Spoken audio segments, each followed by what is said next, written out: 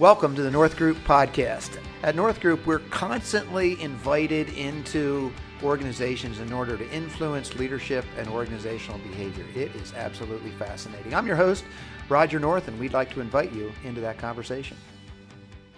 We are continuing our podcast series where we choose common idioms or sayings, and we discuss the degree to which they're true, helpful, maybe applicable to our particular station in life. Of course, our station in life is that of helping people lead their organizations better, creating productive cultures, things of that nature.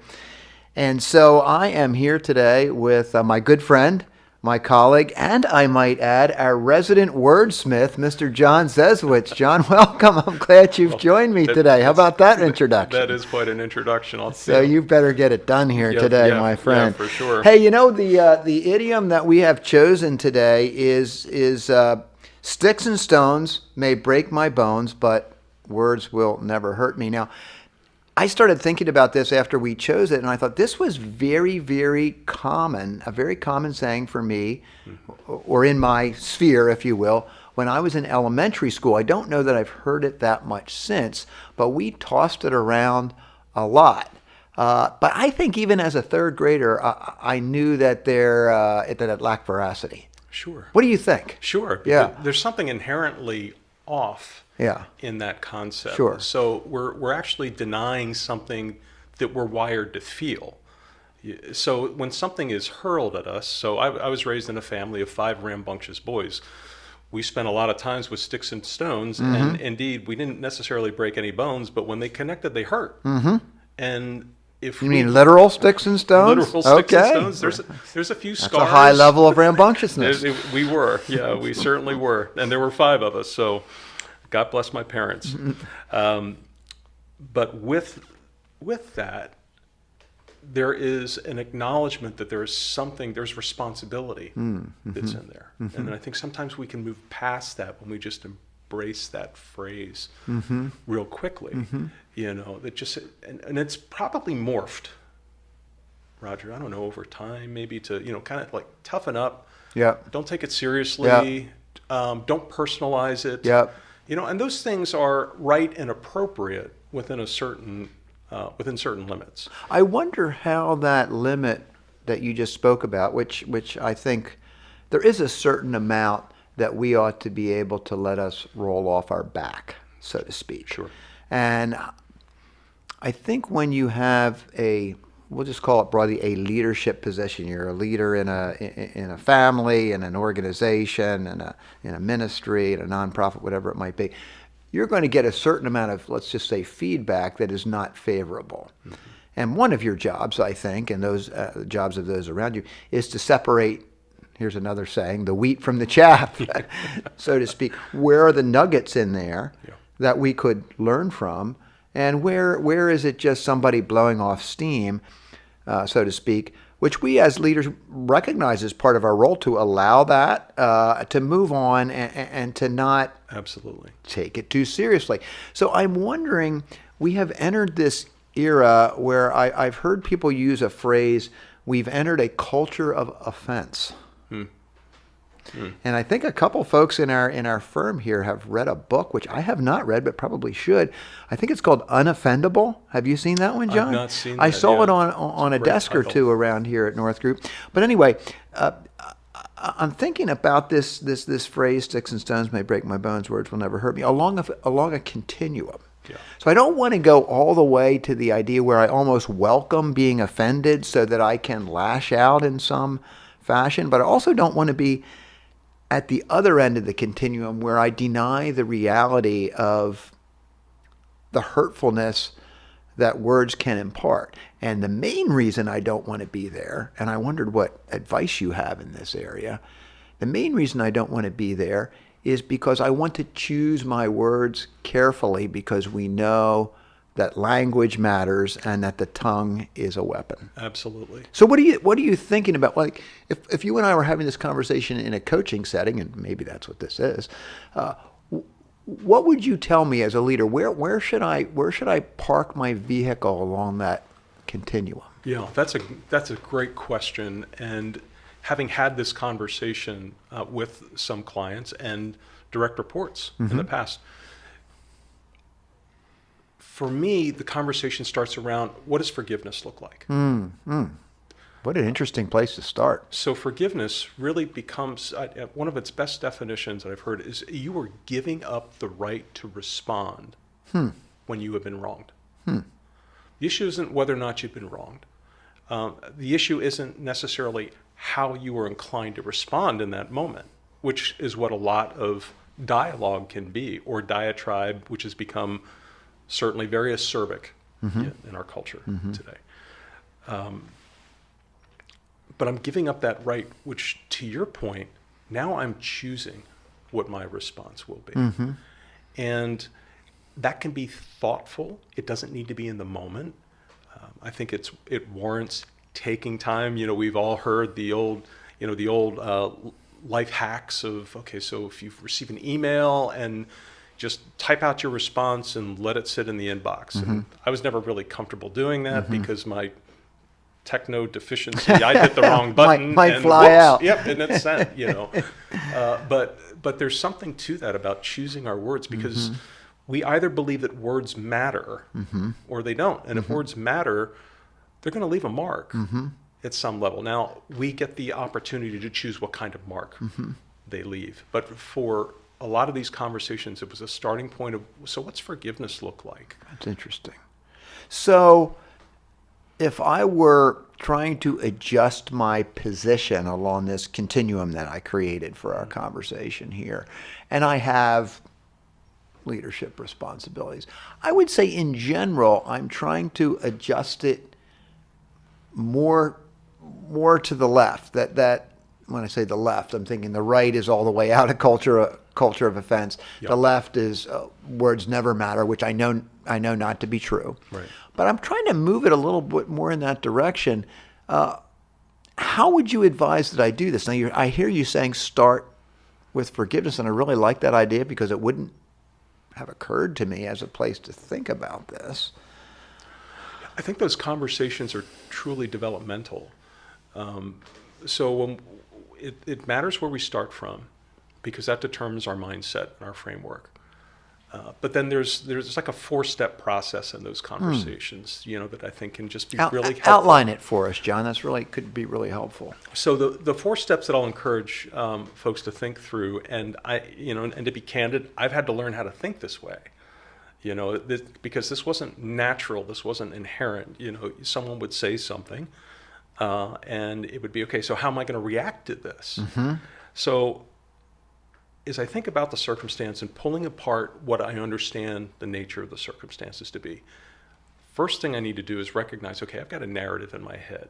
At some point there's some kind of bias that's there. At least acknowledge that.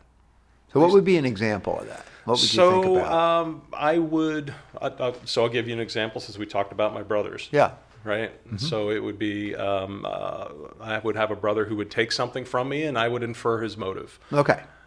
So that's the narrative in your head. So that's the narrative in my head. The reason he did that is. Correct. And that narrative may or may not be true, but it's the one that you're dealing with. Absolutely. Okay, I got it. And then that can translate to working with leaders or direct reports. Yeah, sure. Right? Because you don't know what that backstory is that's there. And you have to leave some space for that.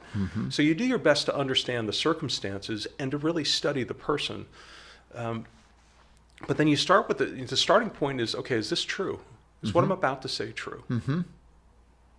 And too often we don't reflect enough on that. Is it true or is it speculation? Okay. There's a great little book that's out. It's not a little book, but it's called No Ego. Okay. And it talks about extracting the emotion out of the conversations. Okay. And one of its points is that what do we really know? Not what do we speculate, what do we think, what do we feel, what do we know? Okay. Which really helps us to get to what's true. That's the first question. Then the next question is thinking about what you're going to say. Are they the right words? Are they communicated in the right way? Recognizing the communication kind of has this spread of, I think it's 55, 38, 7. 55% is body language, 38% is inflection, 7% are the words. So you could look at that 7% and say, well, the words really don't matter.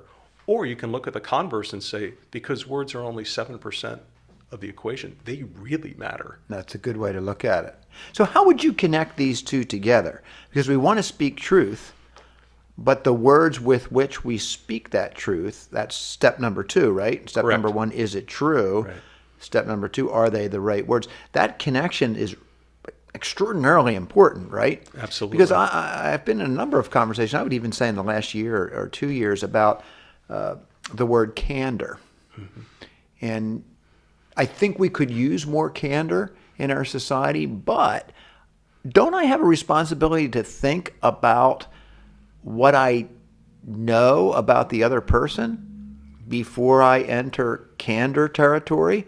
For instance, I would say you and I, given our mindset, given our long relationship, we could have a high level of candor. I don't know that we have a lot of need for it, but if we needed to, Yes. I don't think there would be a whole lot of practice needed before that. But it's because there's a long-standing relationship of respect to which we infer intention. Correct. So connect those two together for me, the first two questions of are they true, are they the right words? Yeah, so it is really, it's understanding the context, because everything has context. Yeah, okay.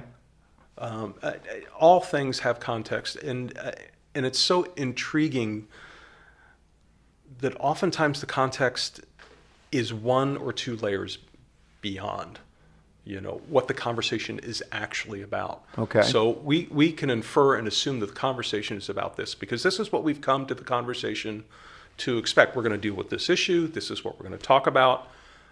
But the reality is that there can be things that are influencing that are 1, 2 layers out. So for instance, when we sit with a client and we'll talk about, so how are you doing? How are you doing emotionally, professionally, relationally? All of these things matter because they create context. And it very well could be that the issue that you're dealing with may be a one-off issue of a family member or close friend who is dealing with a medical issue. Or, or fill in the blank, this is random, hasn't really happened, but, the child wrecks a car, or so again, this is not specific, but a CFO misses on a financial statement. And that person has just read that before they're coming to, you don't know that. You're thinking you're coming to this context. So I think that there's an awareness of really trying to actively listen to understand how those things link. So we're going in to speak truth. We want to choose the right words, but it would be difficult to choose I'm going to put quotes around right, the right words until we know the context. Absolutely. And even until we know the position of that person at that time. I don't use this all the time, but I found a lot of benefit lately in just asking people, is this a good time to discuss X? And I would say a certain percentage of the time, the person I'm asking that question of will say, not really. And now I have to be prepared to accept that because probably I do want to discuss X at the time.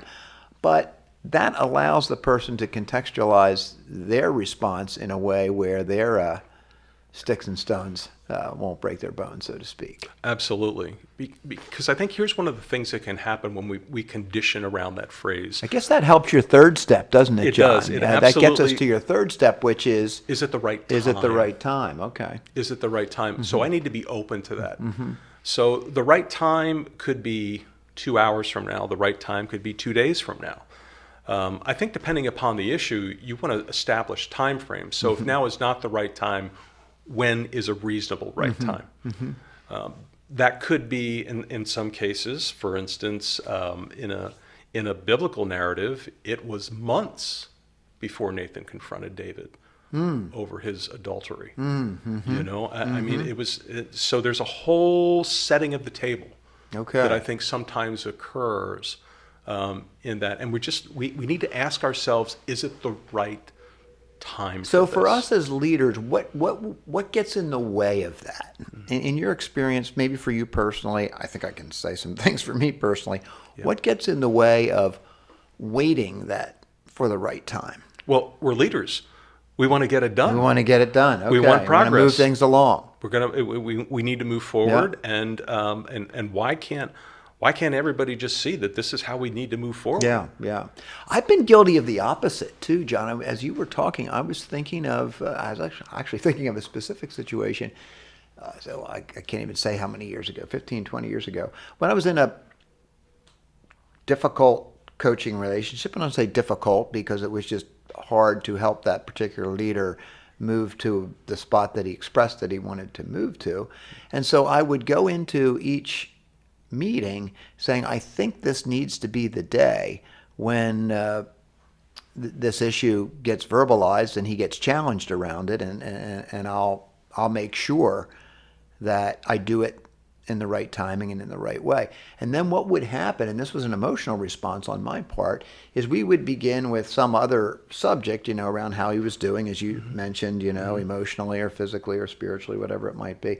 And I would use his response as an excuse, not to get to the issue. I would think, oh boy, man, if he just experienced that, I think I better wait on this. And I don't think I really ever got to the hardest conversation with him. So I guess that's a little bit the opposite when we're talking about this continuum that we started with today about sticks and stones. Because as a leader, if I'm unwilling to approach someone with something that could help them, and I'm afraid that I can't articulate it properly, I can't be helpful at the level that I'm called to be helpful.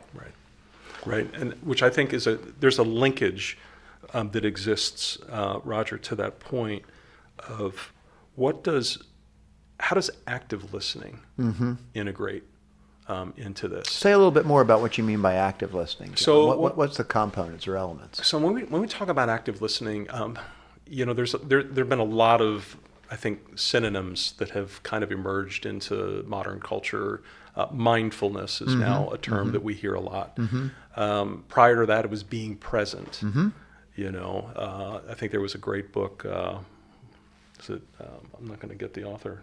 Maybe Brene Brown, Present Over Perfect. Okay. And this is, so are we actually listening to each other in this? And which would include those pieces of the conversation that are nonverbal that you mentioned earlier, right? Absolutely. And I'm paying attention to those, and I'm trying to put this picture together. Now, here's the other piece for the leader. The leader's called to lead. So if this is a pattern that's consistently showing up with the individual, that probably becomes a different conversation. So we've got this interesting and historic statement, one that I'm very familiar with from my childhood, and I think we could easily take it and say, well, that simply is not true. That words will never hurt me, because we know that words do hurt. Correct. We've gotten this great encouragement from you to ask several questions before we approach people about difficult subjects. Is it true? Is it the right words? Is it the right time? Does it need to be said? Will it be helpful? That's the last question, honestly, that I think sometimes we move past too quickly. The will it be helpful? Will it be helpful? Yeah. Because we will take a look at someone's circumstance and say, well, this just might not be the right time. But the fact is, it might be the right time because that is what's helpful in that moment. And that's not a zero-sum equation. That's not a right or wrong issue, is it? That is not. And I think that's what Patrick Lencioni will talk about a lot with the kind truth. Yeah. So we're going to be truthful. And there's this concept of where does grace and truth meet? Well, the truth is they do meet. And they're not necessarily a needle that points from one edge. The needle for grace is way over here. The needle for truth is way over here. Which way is the needle pointing? The needle should really be pointing straight up so that a conversation is fully gracious and fully truthful. And that should be true for the party to whom it's being addressed as much or more as it should be true for the one who wants or needs to address it. Absolutely. So that brings in the level of sensitivity, insight, discernment might be a good word, that we need as leaders in order to function at the proper spot along this continuum. As you put it, of grace and truth, but along the idea that we do have to move things along as leaders. We do need to confront people from time to time. We certainly need to be confronted from time to time, and to cultivate a character in which we invite people to bring us helpful responses. And then I think I'll put a cap on this maybe with you, John, by saying we should really be working at this 4-step process that you named, and I'll just articulate it again. Is it true? Are they the right words? Is it the right time? And will it be helpful? But not be easily offended if others approach us and they haven't gone through all those 4 steps. As a leader, I need to cultivate a receptiveness, beginning with forgiveness, that says, hey, they might not have chosen the right words, and this might not be the best time, but this could really be helpful because I know it to be true. Mm-hmm. And so we're going to get our feelings hurt, so to speak, which is the opposite of what the idiom says from time to time. But as leaders, I think we need to be looking for the truth in it. So I think I have a higher calling to impart this discernment by going through all 4 of those steps, but not necessarily require it as coming back to me, because I can extract more truth if I can get past the medium, so to speak. Does that make sense? Yeah, for sure. Because I think one of the pieces of communication that sometimes we expect that there's delivery and reception. Yeah.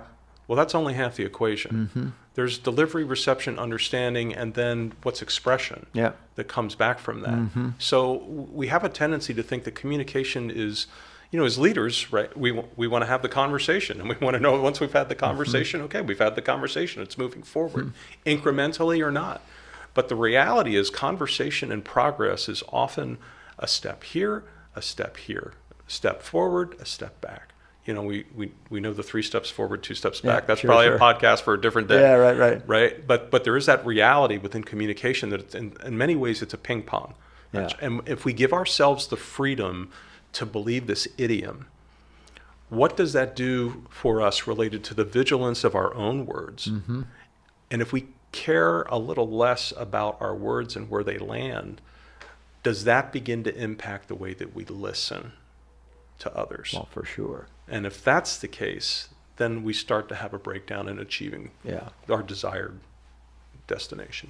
Thanks for suggesting this idiom. It did a couple things for me. One was obviously it allowed me to learn from this conversation and your advice. Thank you, John. But secondly, it just took me back to memories of the schoolyard at Princeton School in Stratford, New Jersey, where I grew up. And some of those were unpleasant, but most of those are pleasant memories of my childhood. John, thanks for discussing this with me today. It was fun. Thank you, Roger. Real privilege. Thank you. Thanks for listening to the North Group podcast. For more information about North Group Consultants, please visit northgroupconsultants.com.